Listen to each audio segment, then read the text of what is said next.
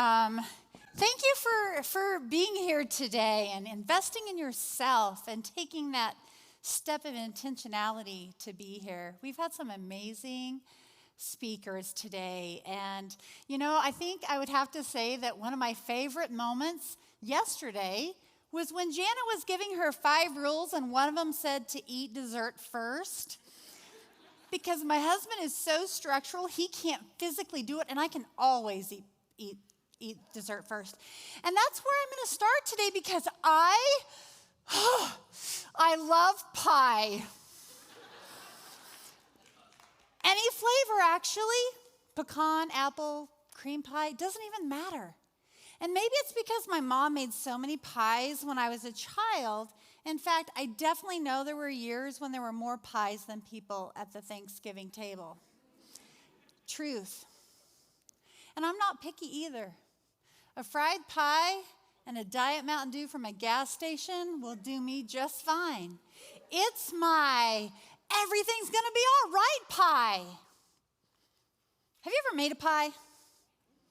Okay, for how few of ingredients there are in a crust, it's actually pretty technical. You've got flour, shortening, salt, and cold water. You have to gently crumble the shortening into the flour before adding your water to get a flaky crust, and it takes practice. Now, I know what you're thinking. She had to learn how to make pies from her mother. Goodness knows, I've watched her make hundreds and hundreds of pies. But truth be told, I learned how to make pies from a 4-H leader. In fact, my first demonstration day competition was a fried cherry pie in an electric skillet. I must have been very young when I realized that I was living in a very toxic environment. Number 5 of 6 girls, the 3 oldest being so much older than myself. And as you know, sisters fight, they quarrel, they bicker. And when that would happen, my father would go into a rage. And he would not only be verbally abusive, but physically. It was during this time that little Diane had a front row seat to all of it. He also was extremely abusive of my mother, more so than any of us, for 53 years. It went something like this. 5:45, we set the table, whether dinner was ready or not. My mother put on lipstick in front of the mirror by our front door. And we would hold our breath as we heard my father's car come up the long gravel driveway. We didn't know if he was going to come home happy or not, or angry. Routine was extremely important. Dinner on time, dishes, chores on the farm. Children were to be seen and not heard, and always be obedient. But you know how children are. They fight, they quarrel, they bicker, they blame each other. That always resulted in a double whipping. I don't remember crying a whole lot as a child. Because if I did, I knew the next sentence I would hear would be, if you don't stop crying, I'm going to give you something to cry about. And he did. It was important for me to figure that out. Year after year of having a front row seat to some really horrific actions in my own home, I feared that when they left home, it would be my turn.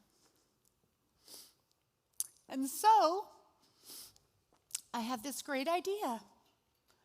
I would sign up for every club that would take me, and then I would not be home. I started with brownies, then Girl Scouts, then 4-H. I played flute in the band for a while. I was in Future Homemakers of America, Fellowship of Christian Athletes. I played basketball. I was pretty good at that one. I ran track. I hated it. I was really slow. I played volleyball because I was tall. I was president of the Spanish club. And to this day, I still don't speak the language.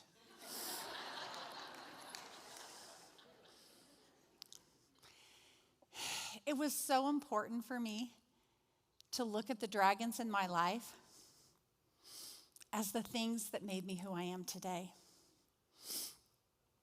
It was important for me to have people, leaders of school clubs and groups, see in me what at the time I didn't see in myself.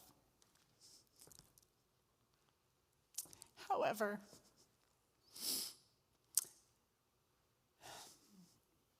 I had so many dragons when I was a child. Yes, we were poor. My home life was not ideal. But of all of that, living in a community in the South that still segregated people by the color of their skin, that was one of the biggest dragons of all.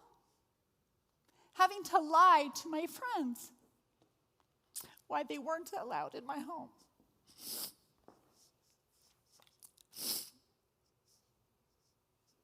That was a tough one.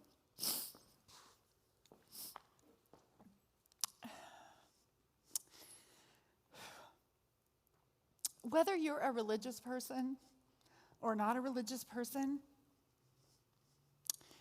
the concept that you're exactly where you're supposed to be is a result of all the decisions you have ever made and the events that have ever transpired in your life. I am the sum total of all of the things that have ever happened to me. But having people believe in me and helping me to see a better way to be. And here are the facts as I know them.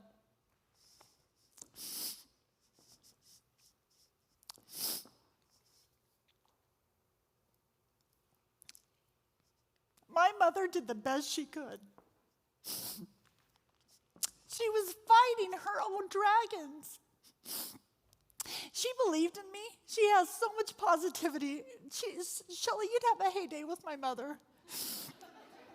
She has positivity in her top 1, 2, 3, 4, and 5.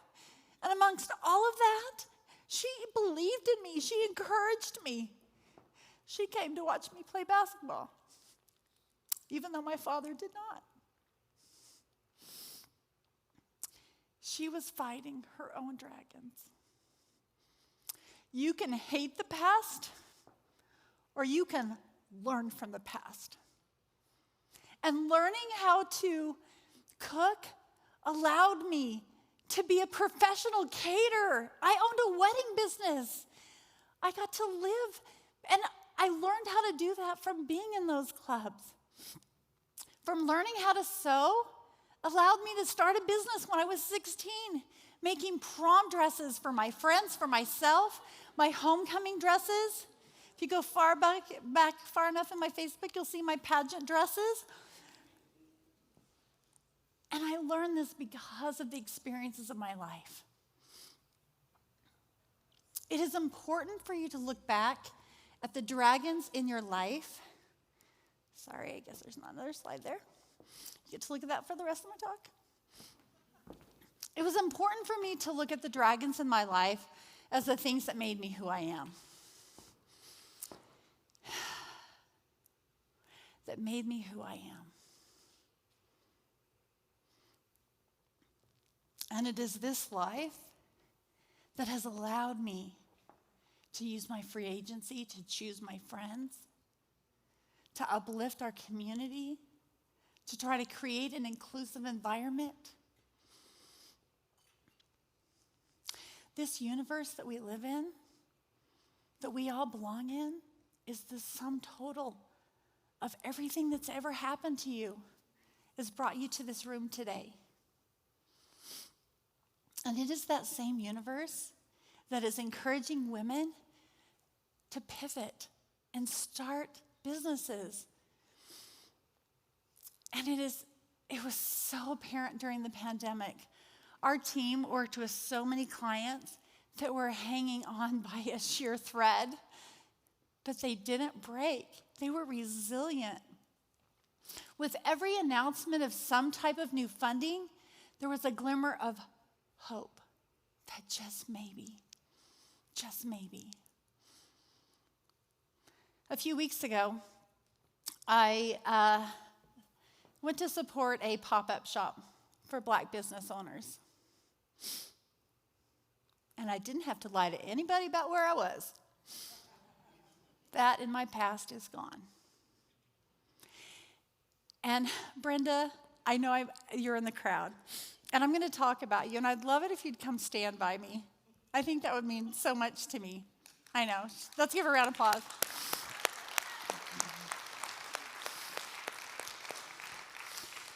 Brenda has come to mean a whole lot to me, and when I first met Brenda and heard of her story, she's been in business, you guys, for a really, really long time. She's not a newbie, right? Yes.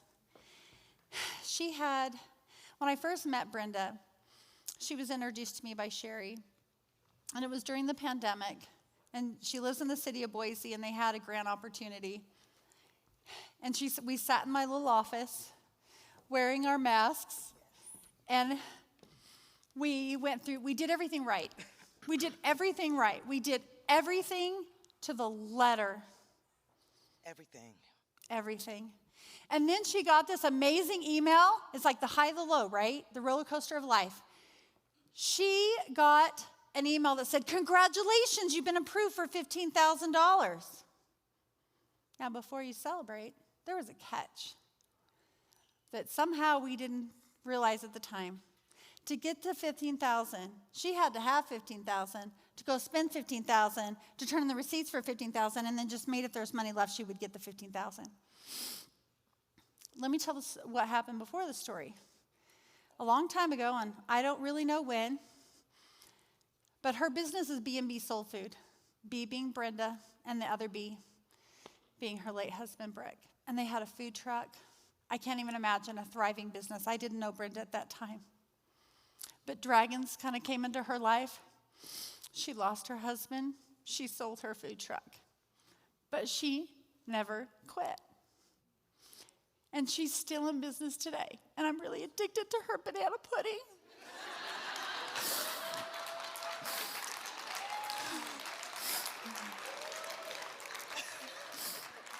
I told her the other day I bought a couple of them and took them home, and I had to take one for the team because I only bought 3, and then my other son came over, and I felt guilty, and I couldn't keep them all for myself. But Brenda, I love this woman. Can you I just feel like there's someone in the audience that needs to hear what keeps you going. You've been doing this for a long time.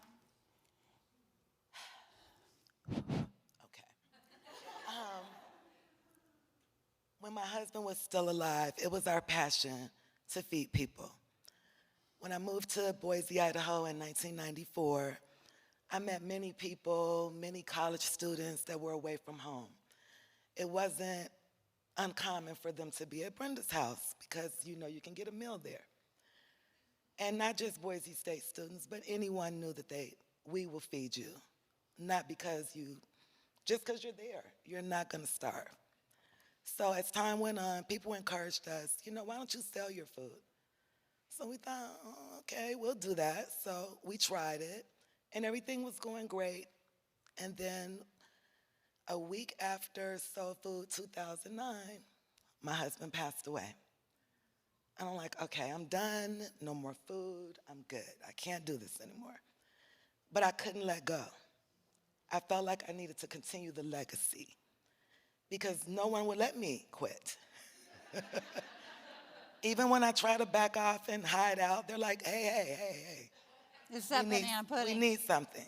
Yeah. So with that said, I decided to keep it going, and just try to keep it striving long as I'm here. And here I am, still trying. And I encourage others to do the same. Thank you, Brenda. Thank you so much. And while Brenda was speaking, I hope that all of you, in your own remembrance, maybe thought about a trial, maybe a tragedy, but hopefully some triumphs. You know, in life, you can either be a doer or you can be a watcher. And I've had a lot of front row seats in my life, some of them good and some of them bad. But at the end of the day, I get to choose to eat pie. Thank you.